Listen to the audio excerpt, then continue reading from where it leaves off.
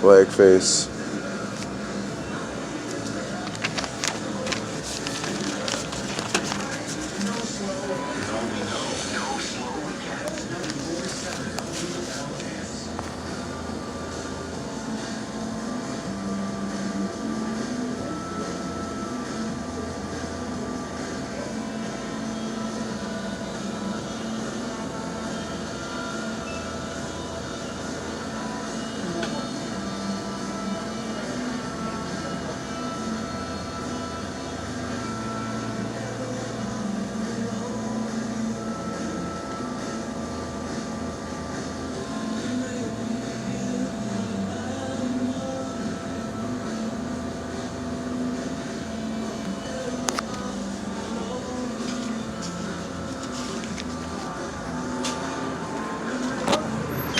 So, a guy is charged with 12 murders and he's 22 years old. Maybe some of those murders he didn't necessarily do. He did some of them. So when they tell you watch out for these young boys, that's all you ever hear in Chicago. Old guys, maybe not. The young boys, watch out. The young boys will pull a gun out and kill your motherfucking ass. Or if somebody sees that you saw something that happened, I've known people that got killed because people thought they saw them do something. 12 people killed. Women, men, older people, younger people. And the funny thing about it was people were already in county for those murders. So what are they going to have to do? Let people out? No. They're going to try to fucking get them to... They might have to let somebody out, but... They are charging people with murders that they didn't do. That happens a lot. All it takes is one eyewitness, and bam, you got a murder. But if you got charged for 12 and you're 22 years old, I mean, I know because people, when they're that age around here, they're Tasmanian devils. They go from creating one destructive situation to the next, everywhere they go. Like a dog. Like a wild-ass dog. Like you see a dog out there with the other dogs, a wild dog. He'll go up to a female dog. You want to fuck? You want to fuck? Go up to a male dog. You want to fight? You want to fight? I'll kill you. You kill me. Whatever. Running in the street. Suicidal. Doing shit that could get him killed. With dogs, they do shit that they don't have any business doing. Like, why don't you lay your motherfucking ass down somewhere? They can't. Got too much damn energy at that age. And when you put a bunch of dogs in a confined neighborhood and don't have no parental guidance, don't have no fucking education or morals, what is a person without morals, education, language? What is it? You know? Instinct. And the culture of gangbanging and shit, and culture of, you know, somebody whooped my ass, now I want to go back and fuck them up or kill them or rob them, you know. It's nonsense. They always say, watch out for them young boys, they will kill you. I've heard people get tortured for no reason.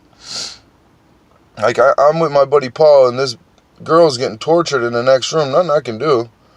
But to me, it wasn't even no big deal. Like, I didn't hear her getting, like, fingers cut off or nothing like that, just getting, like, psychologically tortured, threatened to be tortured, like they did with that kid in that basement. This girl, she passed away now, and nobody knows her, from out east, over in Bronzeville neighborhood. Deborah, she was a beast of a woman. She grabbed this bitch pissed her off for something to do with money, brought her up in the room. Me and Paul were in the next room, my old best friend. His mom started the first African American museum in the city. She let me stay there for years, but she's in there torturing her. And black folks, when y'all torture people, y'all psychologically torture them unnecessarily. I'm sure Arabs torture people weird too. Arabs will cut your head off over there. They got nobody that's going to arrest them afterwards. That would happen here too, but people are a little bit, you know, we're not in the middle of the desert. but just overwhelming psychological torture of this other black lady. I'm sitting there like, Paul, she don't have to do all that. She is doing too much to that lady. I forgot how that situation unfolded. I think I left. Oh, nothing I can do. I've seen people, the way people get treated, man. Like, if you allow yourself, like, a lot of it is women too, because they're the weaker. I'm in the lobby of this building, right, minding my own business, walking through, right, going up to the 3rd floor or whatever.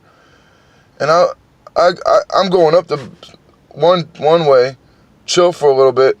There was a girl down there getting teased or whatever. I come down.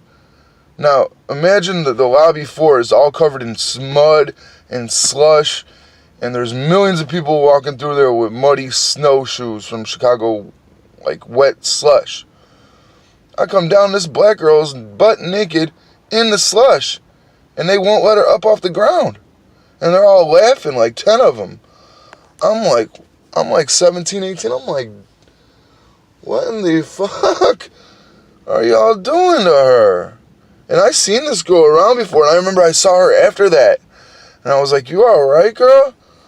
It was so weird. I was like, I saw you that day, man. I couldn't do nothing for you. I'd have been beat up. She was like, she had the weirdest response. Like, she was like, kind of took back, like, oh. But then her weirdest response was, oh, yo, you saw me naked? I'm like, bitch, I was not worried about seeing you naked. I was worried about you. Well, okay, whatever, bitch. I just left. I'm like, okay, maybe you was down there. There's something wrong with you.